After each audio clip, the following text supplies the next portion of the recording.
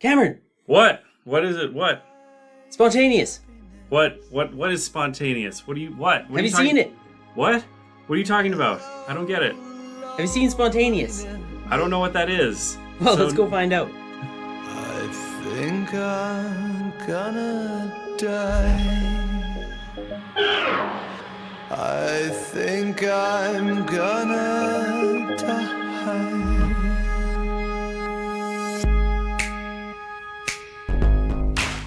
Hello, friends of the podcast. Welcome back to Inconceivable Media.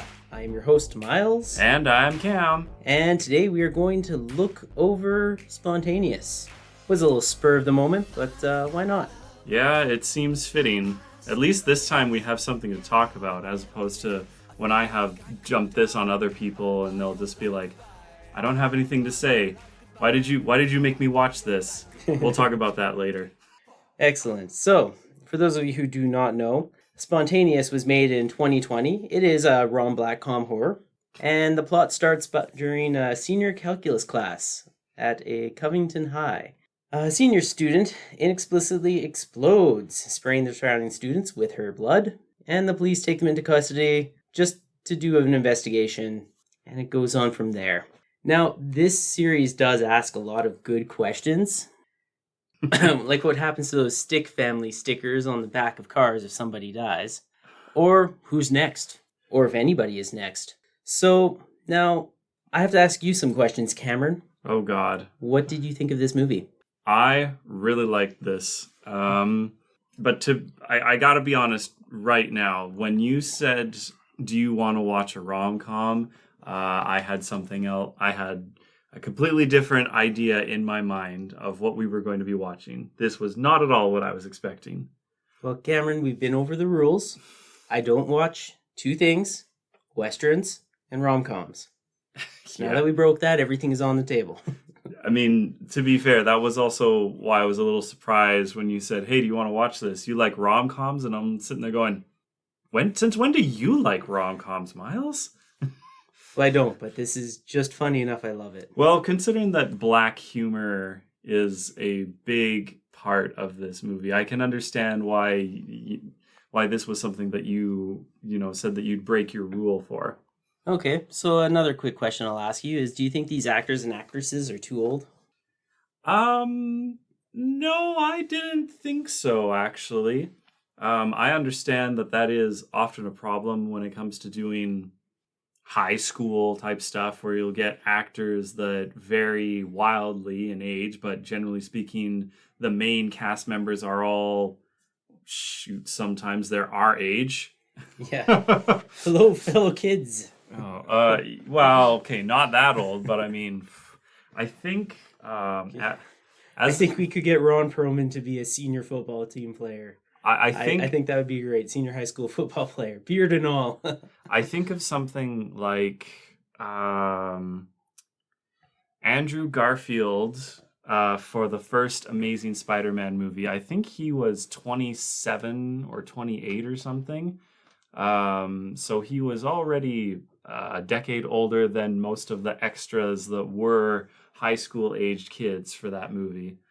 But I guess at the time, actually no, now that I think about it, he still is youthful looking enough that I suppose I could buy him as a freshman in a university. It's true. I mean, he does hate Mondays and love his lasagna.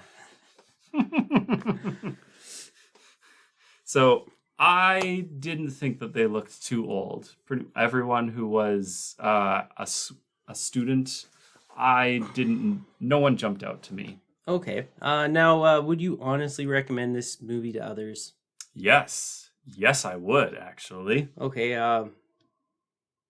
who would that be? I could pretty much anyone that we know, any of our friends, although I'm sure you probably also would recommend it to our friends.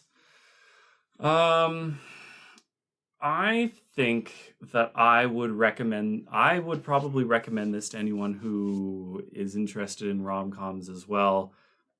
More so because I would like to see their reactions once they get to some of the parts that threw me for a loop as well. So would you also include anybody who liked Looper? I probably would.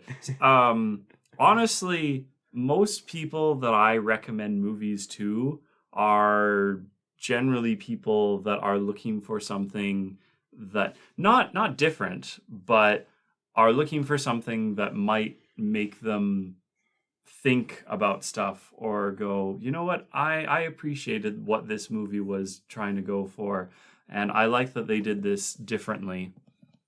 Okay. Now, last question is, would you watch this again? Yeah, I would. Which it's not that you haven't been showing me things that I don't want to watch again, because you have, but every so often you do show me something and I go, it's not that I'm not going to watch this again. It's just that I don't feel that the need to watch it again. Whereas this, I enjoyed it, so I would absolutely watch it again and enjoy it again. Okay, well, in that case, let's not waste any more of all of our times and get right into the spoiler territory. All right. The evil had spread like a fever ahead. It was night when you died, my firefly. What could I have said to raise you from the dead? Oh, could I be the sky on the 4th of July? Now that we made it into spoiler territory, let's talk about some of this plot. It all starts with a girl named Caitlin Ogden. In her calculus class, when she snap, crackle, Pop. Yep, Rice Krispie squares. This, of course, sends the class into a frenzy, and they quickly got to go on a nice field trip to the police station, where they were questioned to be sure that this isn't going to happen again.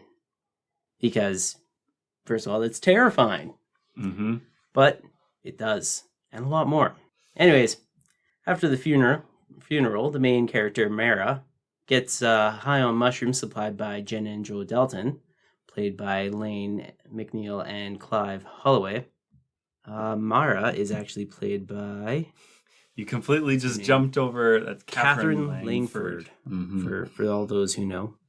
Anyone who is big, what the heck was it? 10 Reasons Why? Or was it 13? Whatever. I have 13 no idea. Reasons It's Why. not the kind of show that I'd like to watch. From what I've heard, it was pretty poorly done. Well, and BoJack Horseman apparently did the whole Stages of Grief 18 times better. Well, I'm just putting that out there because that was her big breakout role, is that she's the one who commits suicide. Oh, spoilers for anyone who has only heard of that series and doesn't actually know what it's about. Sure, spoilers. I mean, these days, the trailers spoil everything for you, so...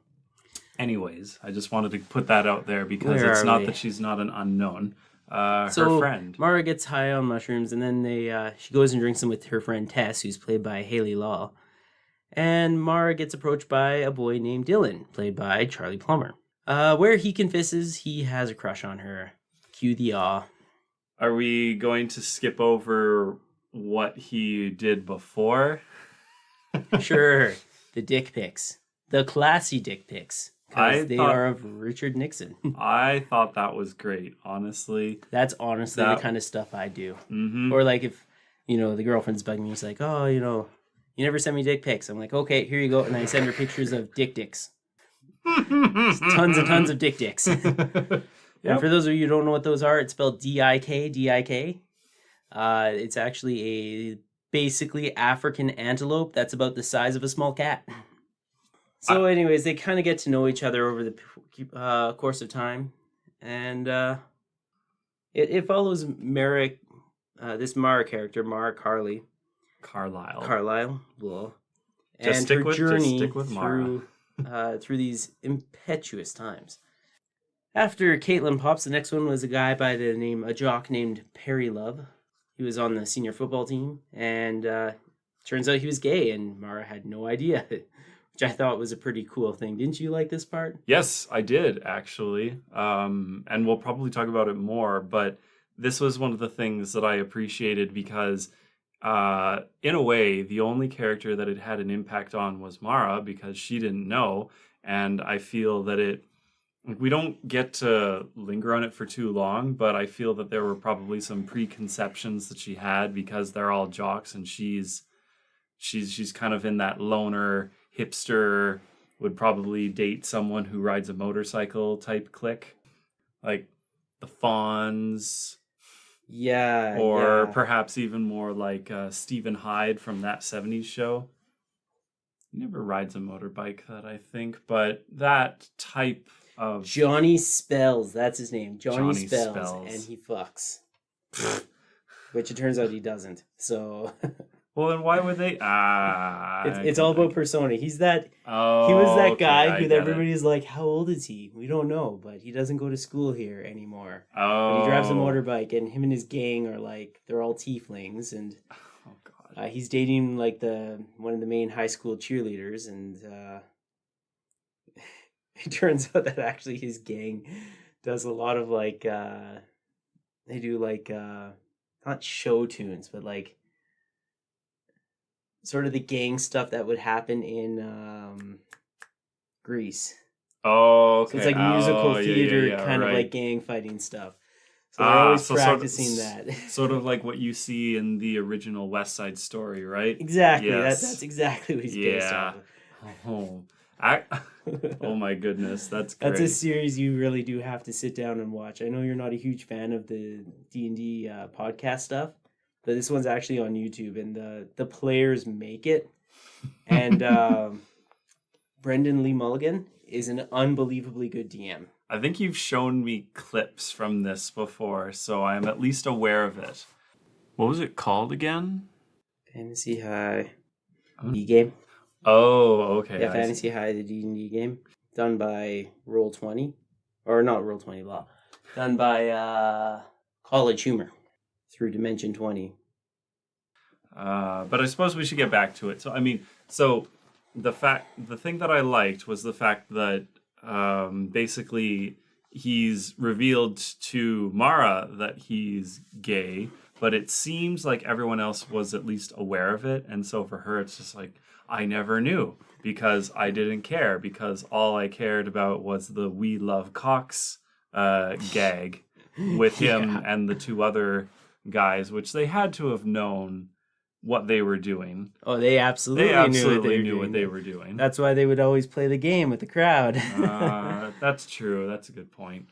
It was a way to raise spirits. So Where were we? Oh, yes, right. So anyways, let's move forward to the house party where Cranberry Bollinger, probably butchering that name. It was never actually said in this series. She pops. So an FBI agent, Caro Rossetti, comes in, played by Yvonne Orji. She arrives to figure out what to do and find out why these kids are popping. And so she enlists the help of Mara to find who's supplying drugs for the town, hoping it's a lead. Well, yeah, I suppose why not, right? I mean, you gotta eliminate things, right? That's true, and you may as well start with drugs because they're high school kids. They're probably doing drugs. Exactly. So Mara goes and gets the help from Joe and Jenna, and they have to drive to their stash because, of course, they don't keep it on them. And they even talk about planning and leaving this stupid town to make sure that they're not the ones who blow up next. When all of a sudden, Joe explodes while driving the SUV. Then Mara pushes Jenna over to the driver's side to try to get things going, and then Jenna explodes. Yep. This was the scene where all of a sudden this was where it really settled for me what kind of humor and comedy this was. Because everything about her trying to, get over and get control of the vehicle again is there are comical aspects to it, but also it's highly disturbing because someone literally just exploded all over them. Yep. Although I think her what she was doing was totally wrong. What she should have done was kick the vehicle into neutral and pulled the emergency brake. Oh yeah, just stop, right? Don't even try to regain control. Just stop the vehicle. Stop the vehicle. Yeah. Don't try to swerve. Don't try to get off the road. Just do that. People will then stop. They'll realize something's wrong because when you pull your emergency brake, it actually does turn on your lights for you. So I would hope so, because it's an emergency. Exactly. But, that's just us clear thinkers. The question is, would we remember that if that happened to us in the scenario? Because we can talk all about how we would do it as rational thinkers, and then when we're put in that situation, would our emotions override our rational thinking, and then we would be irrational? Well, both of us are very not super emotional, so I don't think that'd be too big of a deal. That's actually a good point. Now that I think about it. I mean, like, I'm an emotional speaker, Mm-hmm. but I'm not an emotional... I don't let my emotions control me, sort of like you are. Right. So I use them to my advantage and then push them away when I feel like there'll be an issue. So Fair enough. Anyway, so exploding people happen again. So basically, all the kids are then gathered up and thrown into tents and quarantined. Then they're fed some drugs that they hope will work. And then a bunch of kids pop in the quarantine. Because it just doesn't stop. It doesn't. Well, it's like they say, once you pop, the fun don't stop. Yep. Pringles got it right. And then they get left, and then they get let out, or yeah, they're confident that they found something that works, and they get to go back to school. Go back. The rest of you go about your lives. Just, there's nothing wrong here, nothing to see here. Just keep doing what you were doing. So then the Mara and Dylan couple, Martin, as I'm going to call them, they share some intimate times, both in bed and dancing in a barn to 80s music. And you thought I was just going to glance over that? Forget about it? Hell no, that was important. Well, I mean, it is important that we see how their romance is progressing, for sure. We'll get into this when we're talking more about the characters, but there was things about Dylan, his mannerisms, that I really liked, and one of them, of course, was before they have sex for the first time, and just the way he acts with how she said stuff to him. I said, yeah, I probably would have reacted that way too if a girlfriend said that to me. Oh yeah. It'd be like, that's really awkward phrasing. Why did you do this? Supposed to be cute, not strange. Yeah. Anyways, so then since they're going back to school and everything seems to be fine, more people start to explode. Dozens of us. Yeah. Dozens.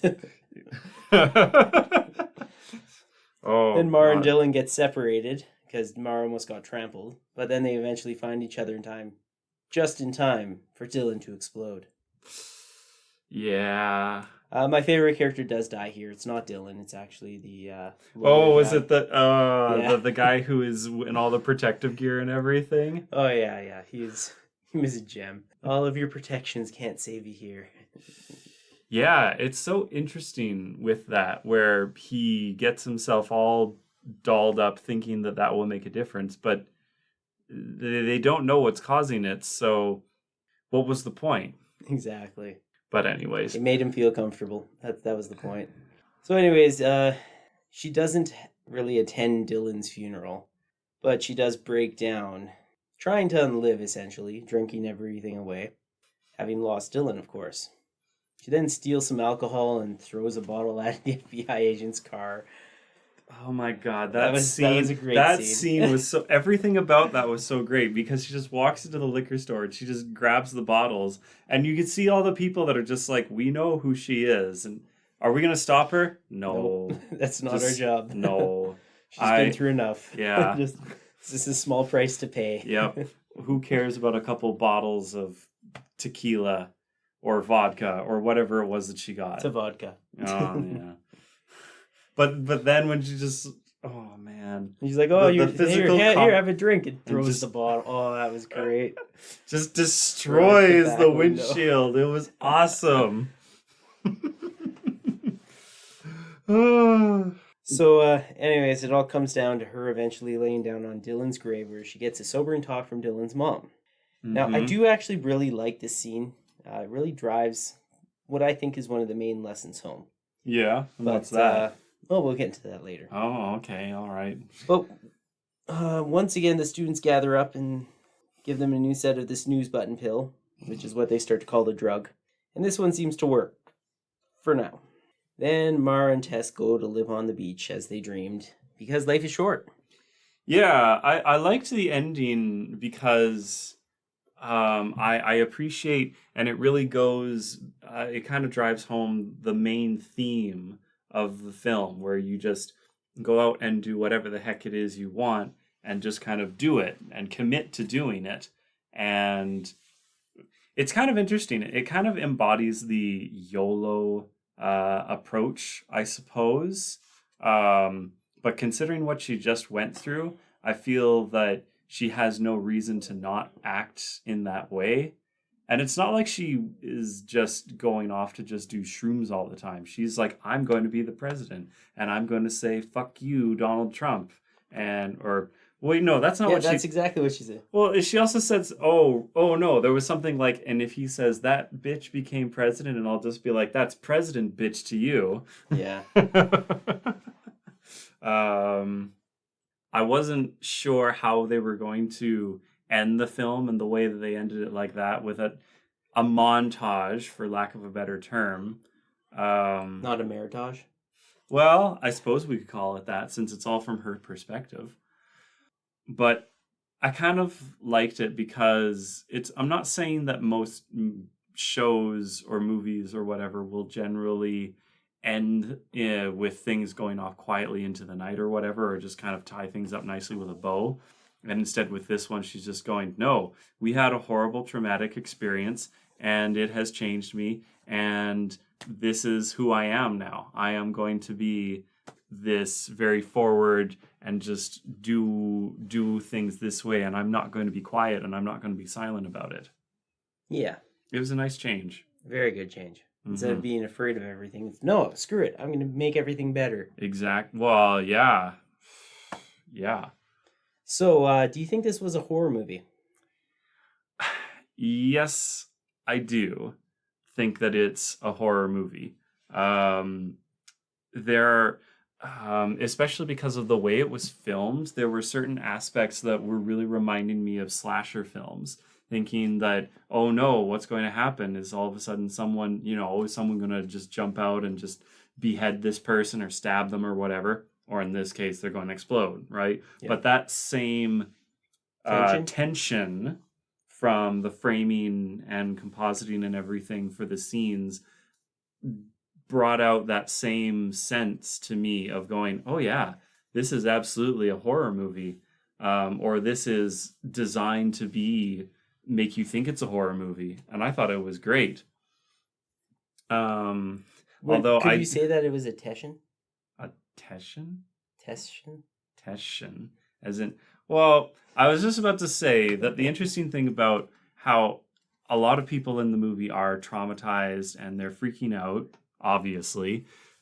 I have to say that if I was one of those people, I would probably carry on like Tess did, in the sense that absolutely, I'm still afraid because clearly I could be one of those people that explodes, but I'm not going to stop living my life because I could die any other number of ways at any time. Yeah. I could get like really bad food poisoning, as an example. I could get plowed by a runaway truck or something like that. I could get mugged and the mugging goes wrong.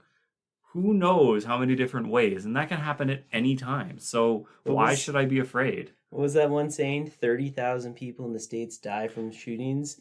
40,000 people die from tripping. Yep. Yeah, exactly. Well, it's great. Like she's obviously traumatized and she's afraid, but the interesting thing that I found is that most of her mannerisms was towards Mara, seeing that Mara is going down a very self-destructive path and she's trying to pull her out of it and just being like, yes, this sucks. It absolutely does. But we can still be together. We can still be best friends and things like that. And we can still live our lives until, we die. Yes. So we should continue to doing that. We owe it to ourselves and to all of our colleagues, all of our peers that don't get to live their lives anymore because who knows why. Because one of the Rice Krispie Square gang went rogue. whichever one it is. I can't remember who It's is not who. Snap or Crackle, I'll tell you that. Well, I know, but I just mean in terms of which color they were. But whatever. It Anyways, doesn't really so matter. would you say this is a rom-com? I suppose. I mean, I can't think of any other genre to put it in. Unless, well, I mean, I don't know. Maybe if you were going to call it like a psychological thriller or something like that, maybe you could throw it in there as well. I mean, horror movies and thriller movies often have a romantic aspect, and then they lean into the whole, you must remain chaste and all that other crap. Yes, chased by the bad guy. In order to not die, you must keep getting followed by him. I mean, Never okay. let them get there. Just like You know what I mean. When just like that one that It Follows. I think so. That was all about STDs essentially. Yeah. But you know what I'm meaning, actually. Yes.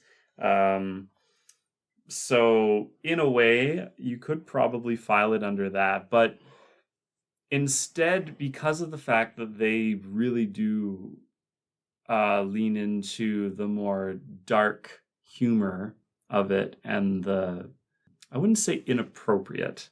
Black. Yes. Just black. Just black. Thank you. I was sitting there going, there is a term for this, and it has just left my mind, and I'm sitting here going, wow, I can't remember what that's called. Yes. That's okay. So, what Black did you humor. honestly think about the cast? I liked them. I feel that actually Mara was the only one that I didn't like, and that was actually more where she started. I didn't like her. And perhaps part of that is also because of she very much was acting like a Holden Caulfield type character at the beginning. Yeah. I could just imagine if she was, well, I mean, she is narrating it, but I could just imagine if she was writing a diary or something like that she would have similar mannerisms to what Holden does in Catcher in the Rye. Oh, yeah. I actually hated reading that book in high school. And one of the reasons why was because I couldn't believe how much of a fucking loser Holden was. And then as life has gone on, I sit there and I go, perhaps one of the reasons why I hated him is because I definitely was also like him, where I thought I was better than the crowd and things like that. Although I wasn't as much of a loser as he was. Fair enough.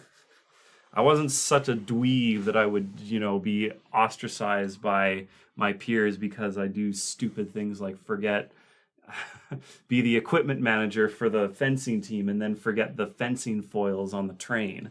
But then as she grew and she went through her arc, I found her a lot more relatable. But definitely Dylan and Tess, I really liked them. So instead of relatable, would you say more agreeable? Yes. And I think actually, especially when it comes to other characters in the cast, what was the name of the one who was kind of the ringleader, the head football player or whatever? I have that down here. He's the one who was talking at the send off. The character's name was Steve. Steve, and he was played by Peter Bundick. Mm-hmm. Yeah, because when they were there for Perry Love was the one who died, right? Yes. Yeah, he was the first. Carlington. Yeah, he was the first one who died, and he was Second. the one that. The first of the jocks. Yeah, because others of them do die. But he was the one that, Mara got to find out that he was gay. But the way Steve talks about it, where he says, when he came out to us in 6th grade and we were all there for him and we support him. And I sat there and I said, I like that we are seeing this in shows like this because we need more affirmations like this in our media, especially because a lot more kids are getting more comfortable at younger ages. And we need to have portrayals like this to show that, yes, just because you're gay doesn't mean that you are a completely different person than you were before you said those words. We are even actually seeing this happen out in the real world. I can only think of this from a hockey perspective because I watch a fair amount of hockey, but the NHL has a slogan and campaign attached to it that is called "You Can Play," and the entire point of it is for NHL players to come out and, well, some of them come out as well in that way. But the entire point is to demonstrate to kids coming up through the system that they don't have to be heteronormative to have a place in the NHL and make millions of dollars. And that was also something that I liked with how Steve conducted himself when he was giving the eulogy as well. He's still acting the way he is. He's still got that bro-y personality. And that doesn't, like, that's your personality. Okay, that's how you talk. That doesn't mean that you're a bigot. That doesn't mean you're a homophobe or anything like that. It's just, that's just how you are. Reminds me of, who was it? I can't remember the comedian's name. Really, really big guy with a really small face. He passed away during COVID. I can't remember his name right now. But he does a whole skit on going down south for a gay parade, or not gay parade, a gay wedding. Mm-hmm. And he was like, at the end of the day, because I do come from the south, I was always taught to think that being approached by a gay person, having them hit on you, is the worst thing you could experience in your life. And ultimately, I came to realize that it was the exact opposite. Could you imagine being a straight guy in amongst a whole bunch of gay guys and not having a single one of them hit on you or anything? That's pretty bad. Aww. He was a good comedian. He was a good sport. I really liked him, but yeah, it kind of reminded me of that. Mm-hmm. So let's carry on then. What do you think of the themes of this show or this movie are? And does the tone match it? I guess one theme is the title of the movie, that anything can happen at any time, the whole spontaneity of it. But I feel that the other big one, and this is where Tess comes in, is how she keeps talking about how we have to keep going. I'm going back to school. I'm going to graduate and I'm going to go to college and things like that. And I am going to continue living my life because I don't want to be here anymore. And we see that with Mara's parents too, because they say that this is why we're encouraging you to go to college and things like that. We want you to live. We want you to get out of here, because if it's just something that's happening here, then absolutely we don't want you to stay here because we don't want you to die. We didn't spend all these years raising you just for you to die before you became an adult. You're gonna die anyways. She's got good parents. Mara's got good parents. Yeah, the dad was like, we know you smoke pot. I don't smoke pot. Quit the shit. You're really bad at hiding it. And just hands her a vape. There you go. Have a vape. we know we don't care. Yeah. Finish your schooling. Exactly. But I mean, and we kind of see this is something that is done in real life too. When tragedies happen, or even when things are ongoing, say if there's a pandemic or there's a war happening where you live or anything like that, there is a certain amount of keep doing what you've always been doing. Just now understand that there are some new restrictions and some new things that you need to be aware of that you probably didn't have to before. Perhaps don't go out at this time of night and avoid these parts of town because that's where things are happening. And maybe if you don't want to get caught in the crossfire, yeah, avoid that. But other than that, just go back to work, go back to school, just go back to doing what you're doing, because that will keep you from panicking. Yes, so you think 17-year-olds were a good choice for the framing? Yes, I do. actually. I think that it was actually good, especially because of the fact that they're seniors, so they graduate at the end of the movie. So it's a good framing device in the sense that you have this issue of our lives are just about to start and our lives are being cut short. Because in a way, it really reflects on where we are in the world right now, too. So many people are becoming adults and finding out that the world is on fire and the world as they have known it growing up is going to be changing fundamentally immediately. Oh yeah. So one of the things And they don't have control over it. yeah. So one of the things I did like about the fact that they use 17-year-olds for this is I can kind of relate to this story in a strange way. Because I had somebody die in every year of my school, plus the one after, while I was in high school. Yep. So it's like, oh, anybody can die at any time. Maybe not a spontaneous pop, but it can happen. I know what you're talking about because I knew some of those people too. Yeah. So I just thought it was a funny happenstance. Anyways, characters and acting again. Were they good, relatable? I honestly still think they were too old. That's fine. And I kind of already talked about this. And yeah, really, it just goes back to Mara. But Dylan, I really liked. And of course, it turns out that actually his actor is the youngest of the main cast, while everyone else is kind of in their early to mid 20s.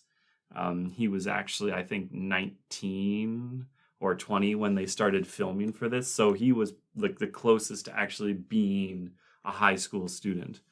And I definitely thought that looking at him and just the way he was acting, I just probably helped that because he was so close to that age that he remembered.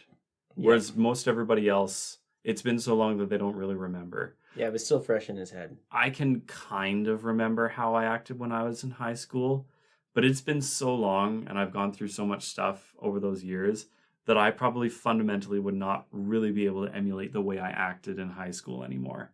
I can't do that. Yeah, I don't know about me. I didn't change a whole lot, but I just got a little bit more confident, and yeah, that was about it. So, let's move on to the direction. Do you think the movie was going forward at a good pace? Yeah. I feel that funny enough, I felt that this movie went a little bit longer than I thought it would since it's a rom-com. But surprisingly enough, I don't feel that it dragged in any parts. Now, part of why it was a little bit longer, I think, has to do with the nature of what they're doing. So that's not something that you could really wrap up in 80 to 90 minute runtime the way that rom-coms normally go. There's a whole bunch of things I feel in rom-coms that you can kind of just skip over because if you've seen enough movies of this type, you know what's going to happen. So you don't need to dwell on that stuff. Whereas here, because they're flipping the table every so often, they need to expand things out a little bit so that you as the audience have a little bit of time to digest what's happening as well. But the pacing of it works really well. So even though it was longer, it didn't feel like a long movie. And it didn't feel that it dragged or overstayed its welcome or anything. Oh yeah, totally agree with you on that. Let's go on to the score. How did you find? Did you find the music complemented the video or contrast? I found the music, especially the soundtrack, very cheesy. I get why they did it, and I understand why they chose what they did, but it was so cheesy, and honestly, it's probably the most rom-com thing, like standard rom-com thing, I should say, about this movie. Because I think everything else is really different. I mean, even the whole one of the pairing dies, usually in these types of movies, that is one of the things that happens towards the end of the movie. But this happens kind of around the halfway point, or maybe even 2/3 point. Like, there's a lot of movie to cover after Dylan dies. As they should, because that's kind of, you got to deal with grief and all that, right? Yeah, and the interesting thing is that I feel in a lot of movies of this kind, if they do have one where someone is dying and they get together, they don't die until the end. Well, as BoJack Horseman says, once the story isn't over afterwards, right? Yeah, that's true. The credits don't just roll and everything goes back to the way it was before. Yep. Yep. There's always an after the wedding, after the dragon goes by and all that. Anyways, speaking of dragons, let's move on to the special effects. What do you think of the special effects of this corn-based cereal? So, I honestly, how would I put this? I liked how it started, but after a while, I absolutely was noticing that it wasn't real blood. That obviously they're not using real blood regardless, but even the stage blood that they were using, after a while, I was just thinking, this isn't real blood. Like, this is kind of taking me out of it, because I feel that, well, I mean, what was this movie rated? It was actually rated R. Okay, so they absolutely could have used more realistic looking blood and guts if they wanted to. And don't tell me that they wouldn't just because it's a comedy, because you haven't seen The Boys, but there are lots of people that explode in The Boys, and they still find ways to make that funny, despite the fact that they are like, people are literally getting covered with like bits of brain and stuff like that and muscle. Well, I don't think it was all supposed to be funny, so I guess. I mean, but still, it took me out of it, especially when they had the part where you had like a dozen people exploding at once. Like, there were some aspects of it that I thought, okay, yeah, that's kind of gross, but I was still thinking it would probably go further if it looked a little bit more realistic. yeah. But then maybe that might have been too much for most people. And I understand that we probably have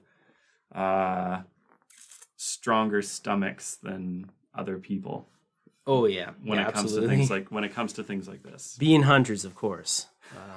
And yet I'm the one who's always dressing the deer for you. I got to give you something to do. I've done it plenty of times, man. I've been hunting since I was 10. And yet you're the one who's just like, I can't stand the smell. Yeah, it just gets to me. Anyways, let's talk about the dialogue. Do you think it matched with who the characters were? Yes, I did. And especially the way Dylan and Tess acted. Mara, again, it's just kind of interesting where the way she starts out, I think in some ways they probably did this on purpose, but the way she starts out, I kind of was rolling my eyes a bit and just being like, oh, okay, yeah, this is this kind of person, and this is the arc that she's probably going to go through. And she did. And they found ways to have really sentimental and intimate things that felt pretty realistic to how I have seen people react in grief, how I have myself reacted to losing loved ones. But it takes a while to get there. And honestly, just the way Dylan was acting, I definitely just understood him as an awkward teenager trying to figure things out, and at least finding someone that also is awkward like he is. Oh, I mean, he says it himself when he's talking about how did I know, where he says, I know it's, it sounds like a stereotype or that sort of thing, but this was when I knew, this was the moment, and these were the little things. And it's interesting. I think back to, what the heck was it? In the first Yeah, in the first Max Payne game, it's towards the end of the game, and during one of the comic book cutscenes, he says something about how, yes, this might seem like I just keep going over the same tragic things, and the metaphors that I'm using may sound cliche, but the interesting thing is that when it's happening to you, it's not a cliche, because this is how you're actually feeling. And I felt the same way with how he's talking. He says, this might sound like a cliche, because in some ways it probably is, but this is actually how I feel. So it's not a cliche to me. I love the extra drug tie-in. So, yeah, no, I love the dialogue in the movie. I think it matched the characters extremely well. The characters were well done. Mm-hmm. I do agree with you on the special effects there. It could have been a little bit better, but, I mean, you gotta have something to complain about to make it a perfect movie, right? Yeah, absolutely. Was there anything else you want to add? No, I don't think so. I think we've covered everything. Yeah, I don't think there's anything else that really needs to be said. I mean, we even found a way to talk about, again, my reaction to, and again, why I liked Dylan so much is like his reaction to when Mara's just like, I have a present for you, and he's like, oh God, I don't have anything for you, and then she's like, it's my body, in a sexual way, and his reaction just being like, why did you, why you've just like this? You've just turned our first time into a potentially super awkward scenario, and it's already awkward because this is our first time doing this and we don't know what we're doing. But then he got to go back on that later, because then he's like, I'm happy I didn't explode all over you, and both of us are just sitting there going, it's like, oh God, phrasing, man. He did that on purpose. He did it all on purpose. Anyways, that should come to the end of this here. With it all starts with a bang and ends with a pun. Yep.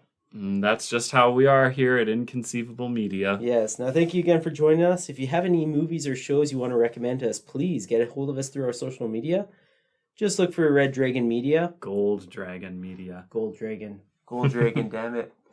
Why do I keep saying red? I don't know. We're not evil. Yes. Or are we? I like to think that we are not. Okay. I'll go with We that are for metallic. now. We're the good ones. So just take a look for us on Gold Dragon Media. That's on Instagram, and I do believe Twitter as well. Yeah, I mean, our handle is Media Talk with 3 in the media. Oh yes, for our Twitter. Mm-hmm. And again, thank you for listening. And I'm your host, Myles. And I'm Cam. And we'll catch you next time. See ya. Don't explode on us. Please.